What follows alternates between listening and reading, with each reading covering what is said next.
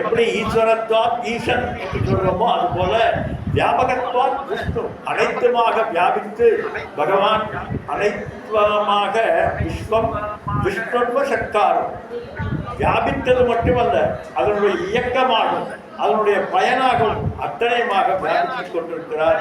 அதனால்தான் விண்டறைந்து மண்டறைந்து மிக்காய் விளங்கொழியார் விளங்கொழியார் அத்துணைக்கும் இந்த ஒன்றொன்றையும் அதான் அழகா சொல்றார். என்னை அறிவித்து எனக்கு அருள் தந்து புகுந்து உல்லாசமாய் யாவையுமாய் அல்லவோ. அழகா இதுக்கு மேல ஒரு விளக்கம் சொல்லவே முடியாது. எவ்வளவு எளிமையாக எவ்வளவு அற்புதமாக பகவானை பற்றி விளக்கிறார். என்னை அறிவித்து, முதல்ல நீங்க நல்லா தூங்குறீங்க, நல்லா தூங்கிட்டு இருக்கும் போது எந்த ஒரு அறிவும் இல்லை, எதுவுமே இல்லாமல் படுத்திருக்கக்கூடிய நீ மெல்ல விழிக்கிறாய். விழித்த உடனே உனக்கு முதல்ல அக்கறாவது உன்னுடைய மனதிலே உன்னுடைய விருத்தியில எது இடம் பிடிக்கிறது, எது வியாபிக்கிறது சொல்லுங்க. நல்லா இப்போ இன்னைக்கு நாளை காலையில் பாருங்க எப்படின்னு நன்றாக உறங்கிட்டு இருக்கீங்க, எதுவுமே இல்லை. எதுவுமே இல்லாத நேரத்தில் மெல்ல விழிப்பு வருகிறது. என்னுடைய உணர்வானது என்னுடைய உடல் முழுவதும் வியாபிக்கிறது. முதல்ல என்னுடைய அறிவிலே வியாபிக்கிறது. அறிவிலே வியாபித்து நான் என்கின்ற அகங்காரத்திலே வியாபிக்கிறது. அந்த அகங்காரத்திலே வியாபித்து உடனே எனது என்கின்ற இந்த சரீரத்தில் வியாபித்து நான் எனது என்று நான் எனது என்றவரவரை கூத்தாட்டு வானாகி நின்றாய்.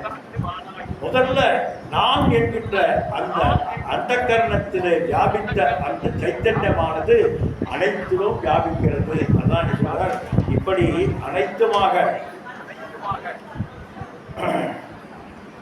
பூத பவ்ய பவத்பிரபு முன்னாலே நீ விழிப்பதற்கு முன்னால் சைத்தன்யம் இருந்ததா இல்லையா? இருந்தது. நேற்றுக்கு நம்ம பார்த்தோம். எழுந்துன்னு சொன்ன நன்றாக உறங்கினாயா கேட்டால் நன்றாக உறங்கினேன் என்று சொல்றார். யாருப்பா பார்த்தா? சைத்தன்ய சாட்சி சுரூபமாக அங்கே பார்த்து கொண்டு இருக்கிறது. அது விழித்துடனே அதற்கு முன்னால் இருந்தது, விழிப்பதற்கு முன்னால் இருந்தது, விழிப்பாக இருந்தது, விழிப்புக்கு பின்னாலே இருக்கிறது. இப்படி அனைத்துமாக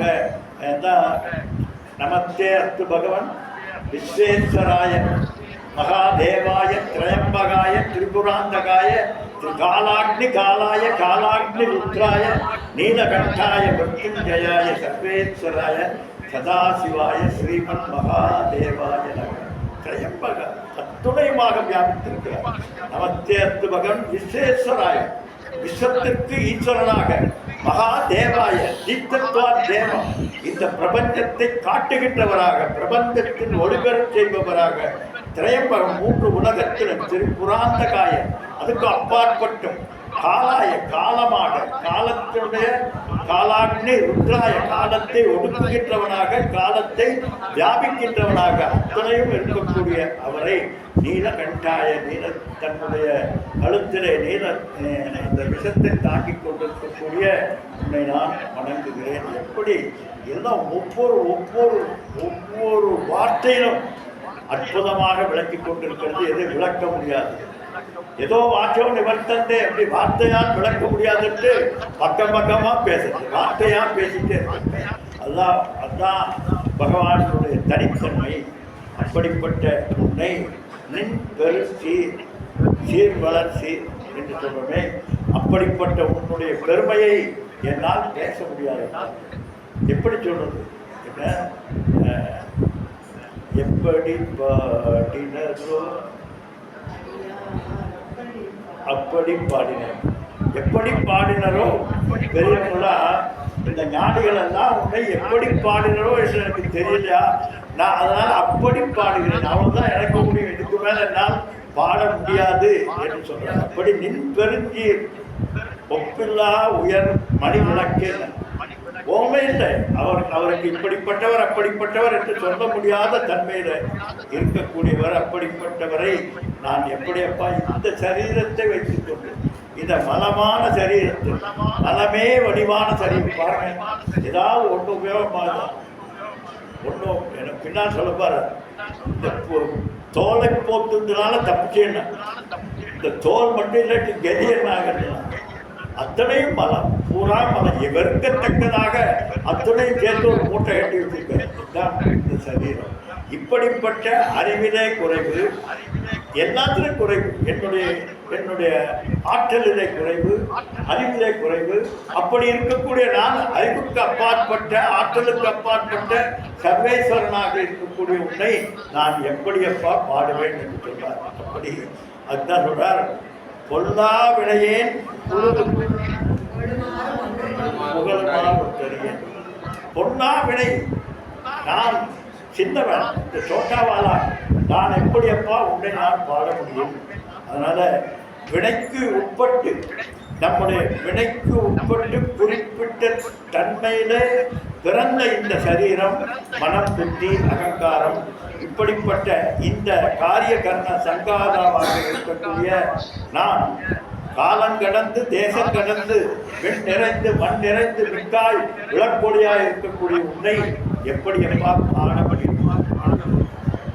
என்ன பண்ண முடியும்? முடியாதுங்க. இதை வச்சா அதை எதுவும் தான் நேற்றுக்கு நான் சொன்னது போல, நட்சத்திர சூரியோ பாதி நட்சத்திர தாரகம் நேமாவி குதோ பாந்தி குதோயம் அக்னிகி தமேவ பாந்தம் அனுபாதி சர்வம் தஸ்ய பாசா சர்வம் இதம் விபாதி. இந்த சின்ன சூடன் எப்படி எப்போ அவனை காட்ட முடியும்?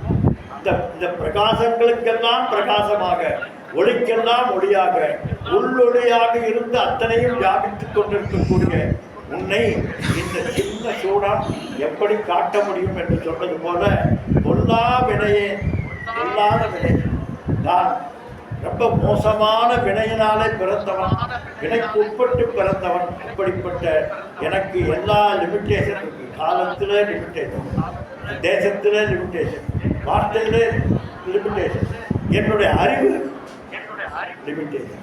இப்படிப்பட்ட நான், அப்படிப்பட்ட உன்னை நான் எப்படி பாட முடியும் என்று சொல்றார். அதாவது ஒரு உதாரணம் சுவாமி சின்மயானந்தி சொல்வார்.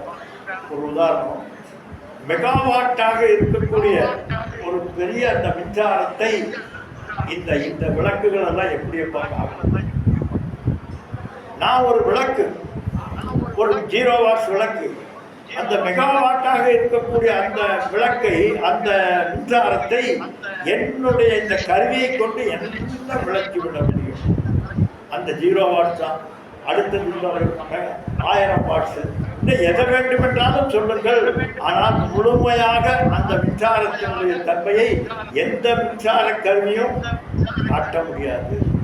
ஏன்னா அந்த கருவிக்கு உட்பட்டுத்தான் அது வெளிப்படுத்த முடியும், அதற்கு மேல் அது வெளிப்படுத்த முடியாது. அதுபோல இந்த பொல்லா வினையிலே சிக்கி இங்கு சரீரம் எடுத்து வந்த நான் இதை வைத்துக்கொண்டு உன்னை எப்படியப்பா பாராட்டுவது அல்லது பாடுவது என்று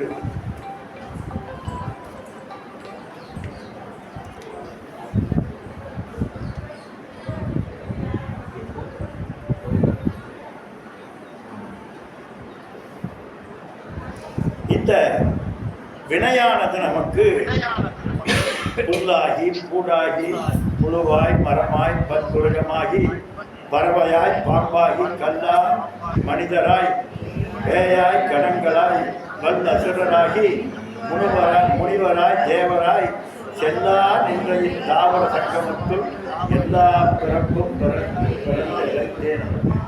இதுதான் பொல்லா வினைகள்.